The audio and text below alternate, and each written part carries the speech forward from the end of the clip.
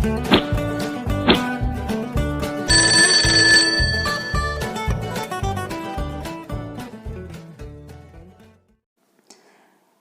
दोस्तों, स्वागत है आपके अपने YouTube channel Gurukul study point में। मैं हूं अंजलि राठौर और मैं लेकर आई हूं करंट अफेयर के क्वेश्चंस। जी हाँ दोस्तों, ऑब्जेक्टिव क्वेश्चंस मैं लेकर आई हूं जो कि बहुत ही इंपॉर्टेंट है कॉम्पिटिटिव एग्ज़ाम के लिए, आने वाले कॉम्पिटिटिव एग्ज़ाम के लिए। दोस्तों यहाँ पर मैं लेकर आई हूँ 2020 के करंट अफेयर्स। तो चलिए चलते हैं क्वेश्चंस की तरफ। दोस्तों बेल आइकन को जरूर प्रेस कर दीजिए ताकि लेटेस्ट अपलोड होने वाली वीडियो आपको मिल सके, उसकी नोटिफिकेशन आपको मिल सके। तो चलिए चलते हैं क्वेश्चंस की तरफ। क्वेश्चन नंबर फर्स्ट, हाल ही में प्रधानमंत्री के निजी सचिव कौन बने हैं? Option A Hardik Satish Chandra Shah, option B Kapil Dev Tripathi, option C Ashok Sahni, option D इनमें से कोई नहीं। तो दोस्तों यहाँ पर राइट आंसर क्या है? हार्दिक सतीश चंद्र शाह। तो दोस्तों यहाँ पर राइट आंसर है हार्दिक सतीश चंद्र शाह को नियुक्त किया गया था। दोस्तों अब हम कुछ इंपॉर्टेंट फैक्ट को देख लेते हैं। 2010 बैच के IAS अधिकारी रहे हैं हार्दिक सतीश चंद्र शाह, जिन्हें को टर्मिनस के आधार पर प्रधानमंत्री नरेंद्र मोदी का नया प्राइवेट सेक्रेटरी नियुक्त किया गया था। दोस्तों वह वर्तमान में प्रधानमंत्री कार्यालय में उप सचिव के पद पर सेवारत हैं। हार्दिक पिछले साल PMO में जाने वाले पहले पर्यावरण, वन और जलवायु परिवर्तन मंत्री प्रकाश जावड़ेकर के निजी सचिव के रूप में कार्यरत थे, जो कि अब प्रधानमंत्री नरेंद्र मोदी के निजी सेक्रेटरी हैं। चलिए नेक्स्ट क्वेश्चन की तरफ हम चलते हैं। क्वेश्चन नंबर सेकंड, हाल ही में भारत के सहयोग से निर्मित किस देश के सुप्रीम कोर्ट भवन का उद्घाटन हुआ है? क्वेश्चन नंबर सेकंड क्या है? हाल ही में भारत के सहयोग से निर्मित किस देश के सुप्रीम कोर्ट भवन का उद्घाटन हुआ है? Option A Seychelles, option B Madagascar, option C Mauritius, option D Maldives. तो दोस्तों यहाँ पर राइट आंसर है मॉरिशस। हाल ही में भारत के सहयोग से निर्मित मॉरिशस में सुप्रीम कोर्ट भवन का उद्घाटन हुआ है। चलिए दोस्तों हम कुछ इंपॉर्टेंट फैक्ट्स को देख लेते हैं। यहाँ पर प्रधानमंत्री नरेंद्र मोदी और मॉरिशस के प्रधानमंत्री प्रविंद जुगनाथ ने 30 जुलाई को मॉरिशस में सुप्रीम कोर्ट के नए भवन का संयुक्त रूप से उद्घाटन किया है। कब किया है? तो 30 जुलाई को किया हुआ है। मॉरिशस की राजधानी पोर्ट लुई में इस भवन का निर्माण भारत आर्थिक सहयोग से किया गया है। जो दूसरा फैक्ट है दोस्तों वो यह है कि मॉरिशस में सुप्रीम कोर्ट का नवीन भवन 2016 में मॉरिशस को भारत सरकार ने 35 करोड़ 30 लाख डॉलर के विशेष आर्थिक पैकेज के अंतर्गत 5 परियोजनाओं में से एक है। अक्टूबर 2019 में प्रधानमंत्री मोदी और प्रधानमंत्री प्रविंद जुगनाथ ने मॉरिशस मेट्रो एक्सप्रेस परियोजना के पहले चरण और नए अस्पताल का संयुक्त रूप से उद्घाटन किया था। दोस्तों ये दो फैक्ट हैं। चलिए नेक्स्ट क्वेश्चन की तरफ हम आगे चलते हैं। हाल ही में भारत में मुस्लिम महिला अधिकार दिवस कब मनाया गया है? क्वेश्चन नंबर थर्ड, हाल ही में भारत में मुस्लिम महिला अधिकार दिवस कब मनाया गया है? ऑप्शन ए 1 अगस्त, ऑप्शन बी 30 जुलाई, ऑप्शन सी 25 जुलाई, ऑप्शन डी 20 जुलाई। तो दोस्तों यहाँ पर राइट आंसर क्या है? ऑप्शन ए 1 अगस्त। हाल ही में भारत में मुस्लिम महिला अधिकार दिवस 1 अगस्त को मनाया गया है। चलिए हम इसको कुछ फैक्ट देख लेते हैं। दोस्तों India celebrate 1 August as Muslim women rights day. दोस्तों ट्रिपल तलाक को अपराध घोषित करने वाले कानून की पहली वर्षगांठ के अवसर पर इस दिन देश भर के मुस्लिमों महिला का अधिकार दिवस के रूप में घोषित किया गया है। जी हाँ दोस्तों, ट्रिपल तलाक को अपराध घोषित करने वाले कानून की पहली वर्षगांठ के अवसर पर उस दिन देश भर के मुस्लिम महिला अधिकार दिवस के रूप में घोषित किया गया है। दोस्तों ट्रिपल तलाक विधेयक को लोकसभा में 25 जुलाई 2019 को पारित किया गया था। कब पारित किया गया था? तो 25 जुलाई 2019 को तीन तलाक विधेयक को लोकसभा में 25 जुलाई 2019 को पारित किया गया था और इसके अलावा यह राज्यसभा द्वारा 30 जुलाई 2019 को पारित किया गया था। अंत में राष्ट्रपति से मंजूरी मिलने के बाद यह देश में एक कानून बन गया। तीन तलाक को तलाक ए बिद्दत के रूप में भी जाना जाता है। ये बहुत इंपॉर्टेंट है, इसको आप पॉइंट आउट कर लीजिएगा। ट्रिपल तलाक को, तीन तलाक को तलाक ए बिद्दत के रूप में भी जाना जाता है। मुस्लिम पर्सनल लॉ शरीयत, मुस्लिमों का एक पर्सनल लॉ होता है। 1937 के अधिनियम द्वारा मुस्लिम पुरुषों को दिया गया यह एक विशेष अधिकार था, प्रावधान था। चलिए आगे चलते हैं नेक्स्ट क्वेश्चन की तरफ। Question number 4। क्वेश्चन नंबर 4 क्या है? हाल ही में कौन से मंत्रालय को स्कॉच गोल्ड अवार्ड मिला हुआ है? ऑप्शन ए गृह मंत्रालय, ऑप्शन बी स्वास्थ्य मंत्रालय, ऑप्शन सी जनजातीय कार्य मंत्रालय, ऑप्शन डी HHRD मंत्रालय। तो दोस्तों यहाँ पर राइट आंसर क्या है? जनजातीय कार्य मंत्रालय को हाल ही में स्कॉच गोल्ड अवार्ड मिला हुआ है। तो किसे मिला है? जनजातीय कार्य मंत्रालय को यह गोल्ड अवार्ड मिला हुआ है। दोस्तों स्कॉच गोल्ड अवार्ड किसे मिला है? जनजातीय कार्यालय को मिला हुआ है। चलिए दोस्तों हम अब इसके कुछ फैक्ट्स को देख लेते हैं।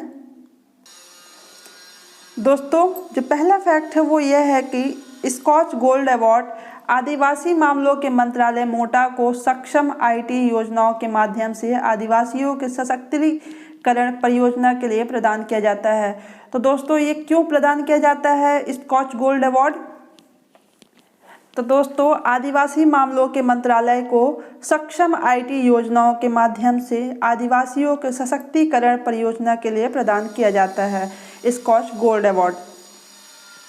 दूसरा फैक्ट यह है कि यह प्रोजेक्ट डिजिटल इंडिया के सपने को साकार करने, पारदर्शिता लाने के साथ साथ सेवाओं के वितरण को सुविधाजनक बनाने के लिए भारत सरकार की अटूट प्रतिबद्धता की दिशा में एक कदम है। तीसरा फैक्ट है केंद्रीय जनजातीय मामलों के मंत्री क्या हैं? कौन है? अर्जुन मुंडा जी। तो केंद्रीय जनजातीय मामलों के मंत्री कौन है? अर्जुन मुंडा। नेक्स्ट क्वेश्चन की तरफ हम आगे चलते हैं।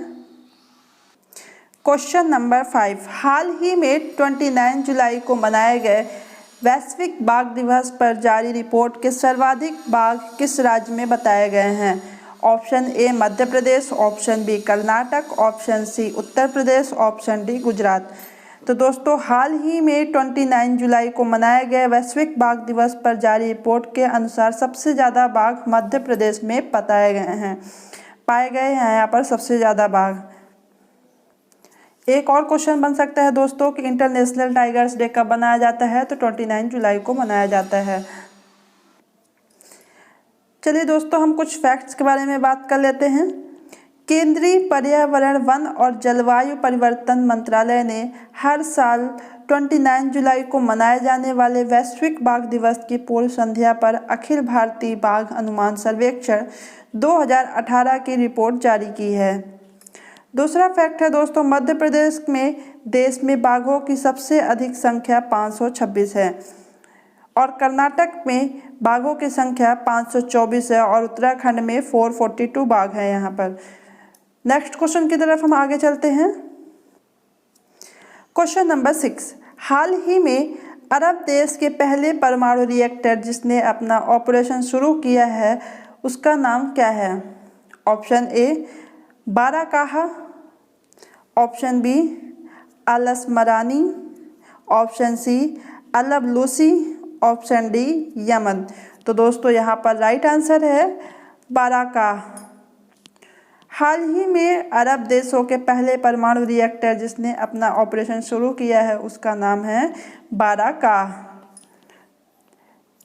तो दोस्तों हम इसके फैक्ट को देख लेते हैं। चलिए दोस्तों अब हम पहले इम्पॉर्टेंट फैक्ट्स को देख लेते हैं। जो पहला फैक्ट है वो यह है तेल से समृद्ध खाड़ी राष्ट्र UAE के अबू धाबी में अरब जगत के पहले परमाणु रिएक्टर बाराकाह ने काम करना शुरू किया। दूसरा फैक्ट है बाराकाह के 2017 अपना ऑपरेशन शुरू करने की उम्मीद थी। हालांकि सुरक्षा के विभिन्न मुद्दों के कारण इसमें देरी होती रही।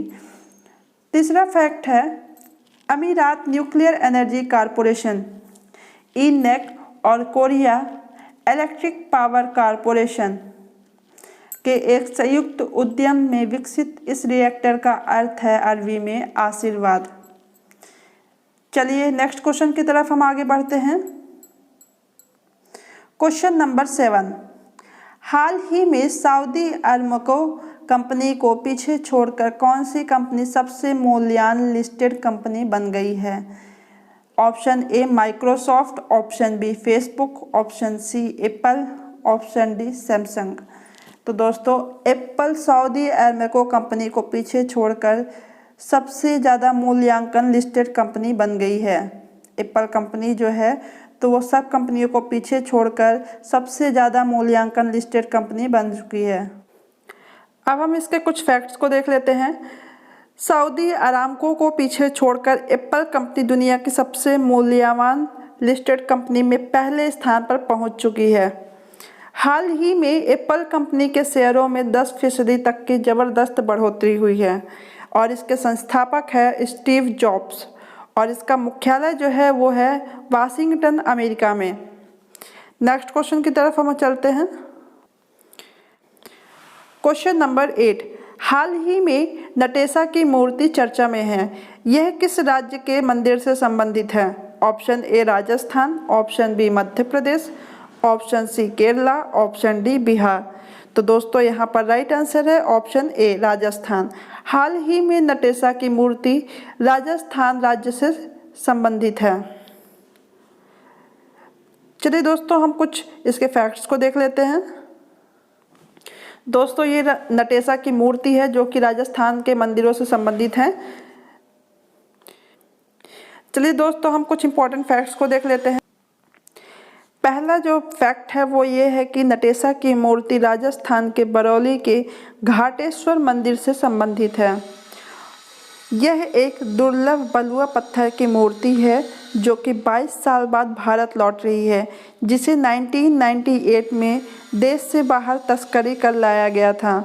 बलुआ पत्थर नटेशा की मूर्ति लगभग 4 फीट ऊंची है। यह 9वीं शताब्दी के अंत में राजस्थान की प्रतिहार शैली में शिव का एक दुर्लभ चित्रण है। नटेशा की मूर्ति के दाहिनी पैर के पीछे नंदी का एक सुंदर चित्रण दिखाया गया है। नेक्स्ट क्वेश्चन की तरफ हम आगे चलते हैं। हाल ही में क्वेश्चन नंबर 9, हाल ही में किस राज्य में 3 राजधानियां बनाने के संबंध में विधेयक को राज्यपाल ने मंजूरी दी है? क्वेश्चन क्या कह रहा है?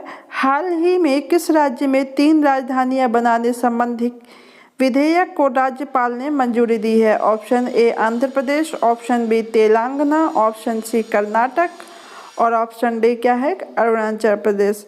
तो दोस्तों यहाँ पर राइट आंसर है आंध्र प्रदेश। हाल ही में आंध्र प्रदेश में 3 राजधानियां बनाने संबंधी विधेयक को राज्यपाल ने मंजूरी दी है। तो दोस्तों यहाँ पर राइट आंसर है ऑप्शन ए आंध्र प्रदेश। चलिए दोस्तों इसके फैक्ट्स को देख लेते हैं। आंध्र प्रदेश के लिए 3 राजधानियां बनाने संबंधी मुख्यमंत्री वाई.एस. जगन मोहन रेड्डी की योजना में विधायी बाधा को दूर करते हुए राज्यपाल विश्वभूषण हरिचंदन ने शुक्रवार को आंध्र प्रदेश विकेंद्रीकरण एवं सभी क्षेत्रों का समावेशी विकास विधेयक 2020 और आंध्र प्रदेश राजधानी क्षेत्र विकास प्राधिकरण निरसन विधेयक 2020 को शुक्रवार को अपनी मंजूरी दे दी है। तो किस लिए दी है? आंध्र प्रदेश के लिए 3 राजधानियां बनाने के लिए दे दी है मंजूरी।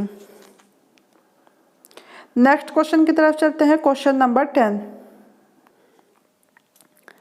क्वेश्चन नंबर 10, हाल ही में चर्चा में रहा महात्मा गांधी सेतु किस राज्य में स्थित है?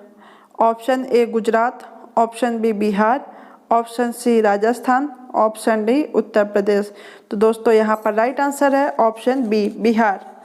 हाल ही में चर्चा में रहा महात्मा गांधी सेतु बिहार राज्य में स्थित है। चलिए दोस्तों इसके कुछ फैक्ट्स को देख लेते हैं। दोस्तों इसका जो पहला फैक्ट है वो यह है कि केंद्रीय सड़क परिवहन मंत्री राजमार्ग नितिन गडकरी ने वीडियो कॉन्फ्रेंस के माध्यम से महात्मा गांधी पुल के अपस्ट्रीम लेन का उद्घाटन किया है। 5.5 किलोमीटर 4 लेन पुल घटना और बिहार के हाजीपुर को जोड़ने वाली गंगा नदी पर बनाया गया है। ये कहाँ बनाया गया है?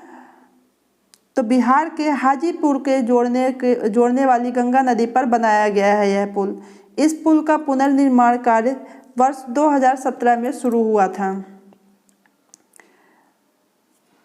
पुराने पुल की कंक्रीट संरचना को नए स्टील डेक में बदल दिया गया है।